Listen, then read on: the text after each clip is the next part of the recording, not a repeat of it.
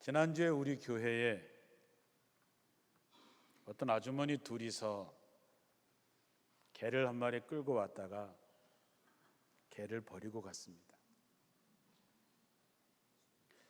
누군가 잠깐 메어놓고 어디를 좀 갔나 했는데 비가 계속 오는데 그 불쌍한 개는 계속 비를 맞고 있는 걸 보고 가보니까 그 개와 함께 옆에 사료가 있는 것을 보고 누군가 키울 수가 없게 되어서 사료와 함께 그래도 교회는 어떻게 살려주겠지 라고 하는 마음으로 아마 그랬던 것 같습니다.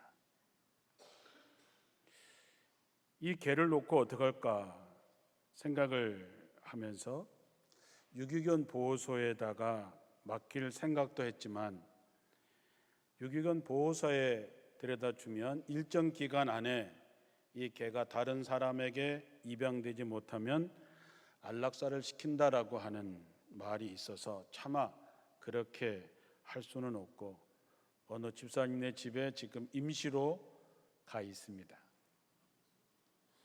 개를 보니까 얼마나 떠는지 온몸으로 떨고 그 눈이 두려워하고 하는 불쌍한 모습을 보면서 마음이 짠했습니다.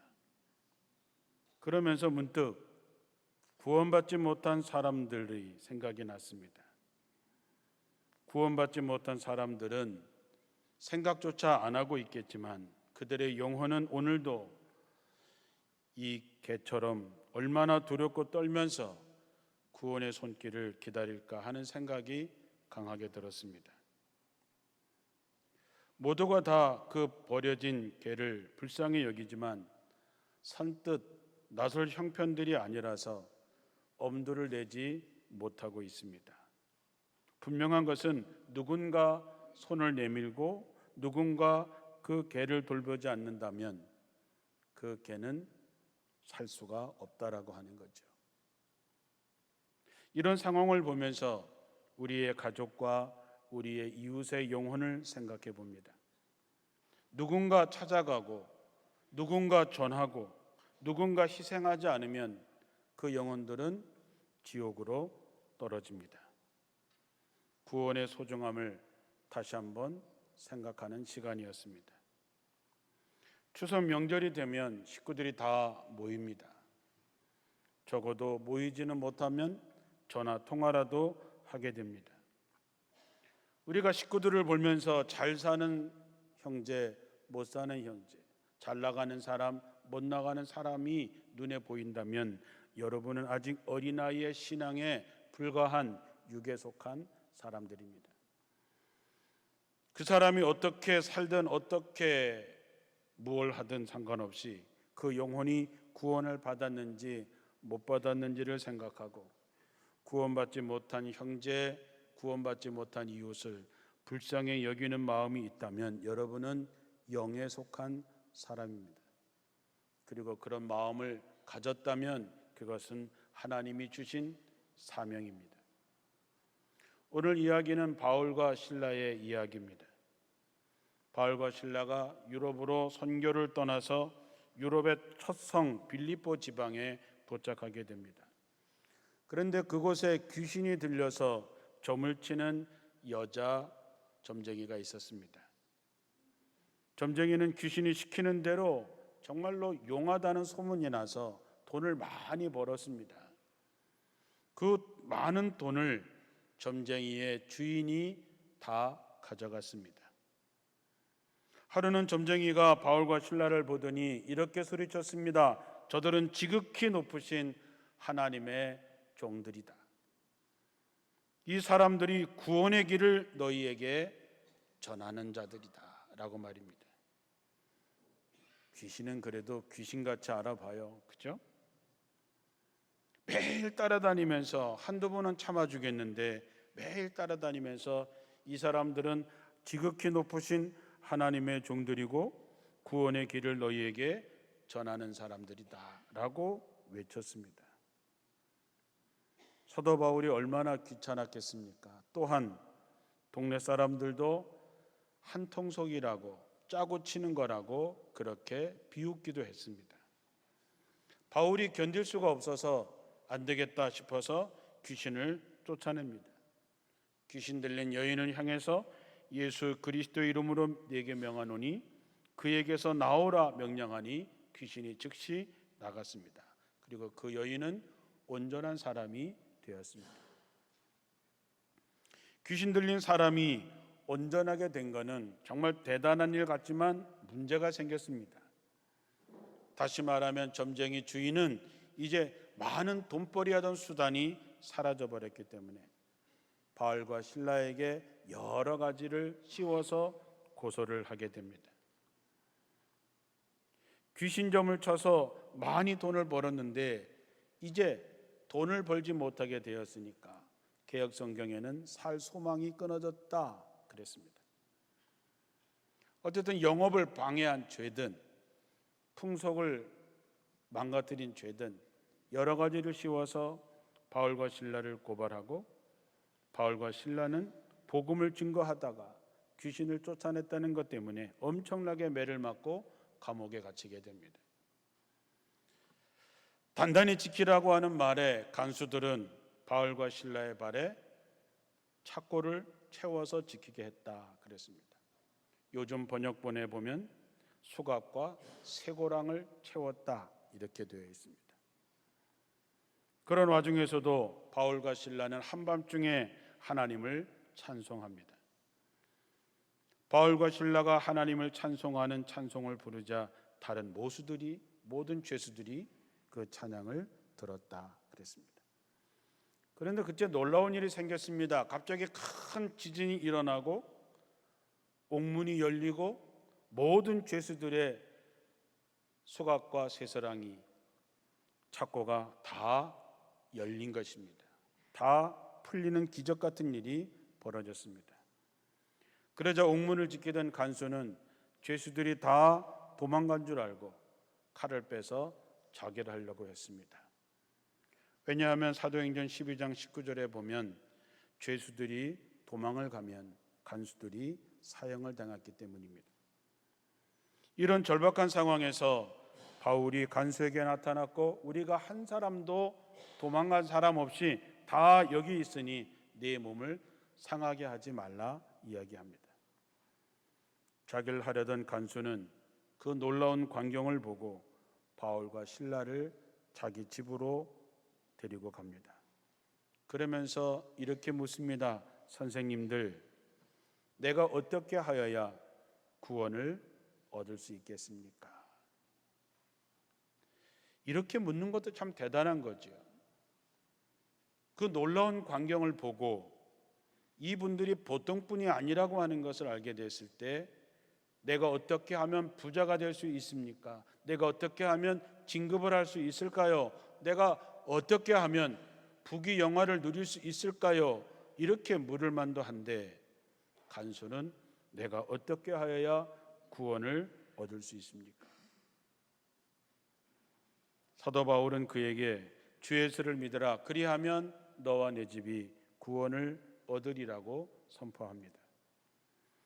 참 놀랍고 극적인 얘기죠. 주 예수를 믿으라 그리하면 너와 내 집이 구원을 얻으리라는 뜻은 어떤 뜻일까요? 이것은 단순히 우리가 흔히 복음을 전도하는 것처럼 예수 그리스도를 그리스도로 인정하고 믿는다고 고백하면 구원을 얻는다는 의미였을까요? 간수 입장에서 살펴보면 바울의 이 선포는 그런 의미를 뛰어넘는 내용을 포함하고 있습니다. 그 간수 입장에서는 예수님을 그리스도로 인정한다고 하는 것은 자기 목숨을 내놓는 일입니다. 예수를 믿는다고 하는 것은 내 목숨이 위태로움을 당한다 할지라도 내 목숨을 주고서라도 나는 예수 그리스도를 믿고 구원을 얻겠다고 하는 것입니다. 주 예수를 믿으라 그리하면 너와 내 집이 구원을 얻으리라 하는 말이 진정한 거듭남도 없고 진정한 회심의 경험도 없는 사람들이 다시 말하면 목숨을 주고 받고서라도 그리스도를 따르겠다고 하는 마음이 없는 사람들에게 그저 믿기만 하면 구원을 얻습니다 라고 적용하는 것은 성경을 오용하는 것이지요. 주 예수를 믿으라 그리하면 너와 내 집이 구원을 얻으리라고 하는 것은 주 예수 그리스도와 너의 목숨을 바꾸기까지 그를 인정하고 믿겠는가라고 하는 뜻이고, 예수님을 그리스도로 인정하되 그가 하신 말씀에 절대적인 순종을 하며 따라갈 의사가 있는가라고 하는 것을 묻는 것입니다. 주 예수를 믿으라 그리하면 너와 내 집이 구원을 얻으리라라고 하는 말씀은 내 목숨을 주고서라도, 내 목숨과 바꿔서라도 주 예수를 구세주로 영접할 준비가 되어 있느냐라고 하는 거죠. 무엇으로 할 수 있을까요? 단단하게 지키라고 하는 죄수를 자기 집으로 초대했습니다. 말이 된다고 생각하십니까? 감옥에 가둬놓고 단단하게 지켜야 될 그들을 자기 집으로 초대했습니다. 매를 맞은 바울과 실라의 상처를 치료해 주었고 음식을 대접하고 모든 가족과 함께 세례를 받은 것을 보면 알 수 있습니다. 예수를 믿는다는 것은 예수님을 믿고 구원을 얻기 위해서 목숨을 거는 일입니다. 예수의 말씀을 듣고 그 말씀을 믿고 그 말씀에 순종하겠다라고 하는 의미입니다. 우리가 어느 한 사람을 믿느냐, 믿는다 하는 것은 그를 인정하는 것입니다. 그를 인정한다고 하는 말은 그가 한 말을 인정하고 그 말을 따라주겠다라고 하는 의미입니다. 우린 그것을 믿음이라고 얘기합니다. 사람과의 관계에서도 그러할진데 사도 바울이 얘기한 것도 마찬가지입니다. 내가 믿는 예수, 내가 정말로 예수를 믿는다면 예수의 삶, 예수님이 하신 말씀을 믿고 따르겠는가, 믿고 순종하겠는가 하는 것이지. 순종하지 않는 것은 믿지 않는 것입니다. 말로는 믿는다고 하지만 실제로 행동하지 않으면 믿지 않는 것입니다. 우리가 예수를 믿는다고 하면서 성경 말씀을 따르지 않고 순종하지 않는 사람은 믿음이 없는 사람입니다. 믿지 않기 때문에 불순종하는 것이죠.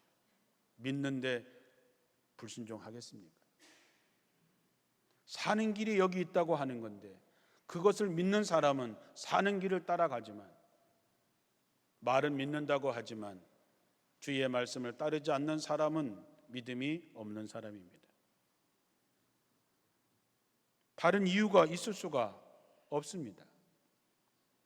그 말씀을 믿고 말씀을 따라 순종할 때 우리는 구원을 얻게 되고 불순종에는 지옥이 있을 뿐입니다. 주 예수를 믿으라 그리하면 너와 내 집이 구원을 얻으리라 하고 주의 말씀을 그 사람과 그 집에 있는 모든 사람에게 전했다 그랬습니다. 믿음이라고 하는 영적인 작용이 발동해서 내가 믿는 그분 예수 그리스도의 말씀이 주어질 때에 이 말씀대로 살면 내가 복을 받는구나, 이 말씀대로 살면 내가 구원을 받는구나 하는 믿음이 생긴 사람은 그 믿음의 길을 가는 것이죠.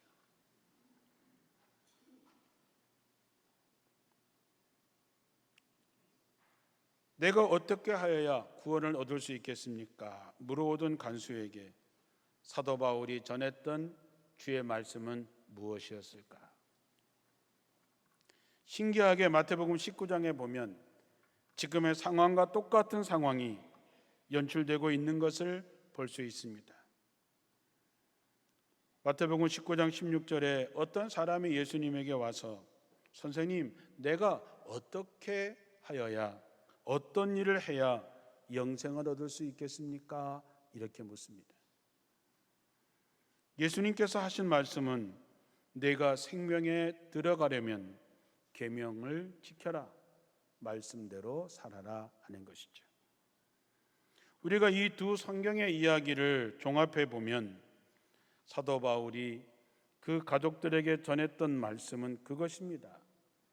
너희들이 생명에 들어가려면 하나님의 말씀을 지켜라 하는 것이죠. 우리가 그리스도로 인정해야 할 예수께서 우리에게 영생과 복을 주기 위해서 말씀하십니다. 하나님도 말씀하십니다. 우리가 그 말씀에 대해서 순종하면 살고 불순종하면 죽는 것입니다. 모세 시대에 불뱀이 나타나서 사람들을 막 물어서 사람들이 죽습니다. 어떻게 하면 살 수 있을까? 노뱀을 장대 끝에 달아서 그 장대 끝에 있는 노뱀을 보면 산다 했습니다. 그렇게 선포했겠지요. 뱀에 물린 사람들은 와서 장대 끝에 높이 달린 그 뱀을 보면 산다. 간단한 것입니다. 본 사람은 살고 안 본 사람은 죽는 것이지요. 사도 바울에게 절박했던 이 간수는 내가 어떻게 해야 구원을 받을 수 있겠습니까? 주 예수를 믿어라. 그리하면 너와 네 집이 구원을 얻으리라. 그러면 우리가 어떻게 살면 되겠습니까? 하나님의 말씀에 순종하는 삶을 살라는 것이죠. 이 메시지가 주 예수를 믿어라. 그리하면 너와 내 집에 구원을 얻으리라 하는 말 속에 포함되어져 있는 것이죠. 믿음이라고 하는 것이 단순히 그를 믿는다고 입술로만 고백하는 것이 아니라 그가 하신 말씀에 순종하기 위해서 나는 내 생명까지 걸겠다라고 하는 것이죠. 그런 강한 신념과 결의가 있어야 죄와 싸우는 것입니다. 세상과 싸워서 이기는 것이죠. 그런 강한 마음이 있어야, 믿음이 있어야 나를 포기할 수 있고 형제를 사랑할 수 있는 것이지. 그것이 바로 성경에 말하는 구원의 완성입니다. 신방을 하다 보면 믿음의 일대 가정을 만납니다. 그 집안에서 처음으로 예수를 믿으신 분이죠. 대부분 일대는 온갖 핍박과 괴로움과 고통과 어려움이 많이 있었을 것입니다. 매도 많이 맞기도 하고 집에서 쫓겨나기도 하고 별일이 다 있었습니다. 그러나 그 한 사람의 시작한 믿음 때문에 모든 가족이 예수를 믿게 된 것을 보면 참 부럽기도 하고 참 대단하다는 생각이 들지요. 때때로 장례식에 가서 보면 먼저 예수를 믿고 오랜 기간 동안에 기도와 인내 속에서 부모를 구원시킨 자식들을 보게 됩니다. 부모는 자식에게 육신의 생명을 주셨지만 예수 믿는 자식들은 그 부모에게 영원한 생명을 얻도록 복음을 전하고 예수를 믿고 돌아가시게 한 것이지요. 이것만한 효도가 어디 있을까요? 요한복음 3장 16절에 보면 하나님이 세상을 이처럼 사랑하사 독생자를 주셨으니 이는 저를 믿는 자마다 멸망치 않고 영생을 얻게 하려 하심이니라.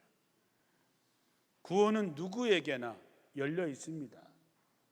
누구든지 예수 믿으면 됩니다. 그러나 아무에게나 주어지는 것은 아닙니다. 누군가가 가서 그들을 만나야 되고 누군가가 가서 그들에게 전해야 되죠. 그렇지 않으면 그들에게는 기회가 없습니다. 그래서 로마서 10장 13절 이하에 누구든지 주님의 이름을 부르는 자는 구원을 얻을 것입니다. 그러나 주님을 믿지 않는다면 어떻게 주께 구원을 청할 수 있겠습니까? 또한 주님의 이름을 한 번도 들어본 적이 없다면 어떻게 주님을 믿을 수 있겠습니까? 누가 알려주지 않는다면 어떻게 들을 수 있겠습니까? 또 보내는 분이 없다면 누가 어떻게 가서 알릴 수 있겠습니까? 성경에 하나님과 누리는 평화를 선포하고 기쁜 소식을 전하는 이들의 발이 얼마나 아름다운가라고 말한 것은 이 때문입니다. 전하지 않는데, 가지 않는데, 한 영혼을 살리기 위해서 희생하지 않는데 어떻게 구원의 열매가 맺을 수 있겠는가 하는 것이죠. 우리가 예수 믿고 구원받고 천국 가는 길은 단 하나의 길밖에 없습니다. 길이요 진리요 생명 되시는 예수 그리스도를 믿는 것입니다. 영생하는 길은 분명히 있고 우리는 그것을 소유하고 있습니다. 그래서 이 영생하는 길을 전할 사람은 여러분밖에 없습니다.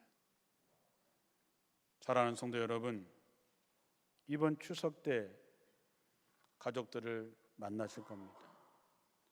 형제간에 모이면 섭섭한 것도 있고 불편한 관계도 있고 서로 상처받고 상종도 하지 않는 형제들도 있을 것입니다. 그러나 그 영혼을 불쌍히 여겨주시기를 주님의 이름으로 축원합니다. 내 것을 포기하고 예수님이 어떤 분이셨습니까? 나를 위해서 십자가에 죽으시지 않으셨습니까? 예수님은 내 죄를 대신 갚아주시지 않으셨습니까? 예수님은 나를 위해서 십자가에서 죽으셨는데 우리가 그 영혼, 내 형제, 내 부모, 내 이웃을 위해서 우리도 해야 되지 않겠습니까? 복음을 듣고 전도를 받은 간수가 가장 감명받았던 것이 무엇이었을까요? 흔들리는 옥문, 죄수들을 묶고 있던 것이 다 풀어진 것 때문에 감동받았을까요? 간수가 가장 감명받은 것은 우리가 다 여기 있다. 한 사람도 도망간 사람이 없으니 몸을 상하게 하지 말라 하는 말이었을 것입니다. 바울과 실라는 이미 채찍으로 온몸이 찢겨져 있었고 쇠사슬에 채워져 있었습니다. 지진으로 옥문이 열리고 수갑이 풀렸다면 보통 사람이라면 억울해하며 필사적으로 도망갔을 때지만 바울과 실라는 달랐습니다. 왜 달랐을까요?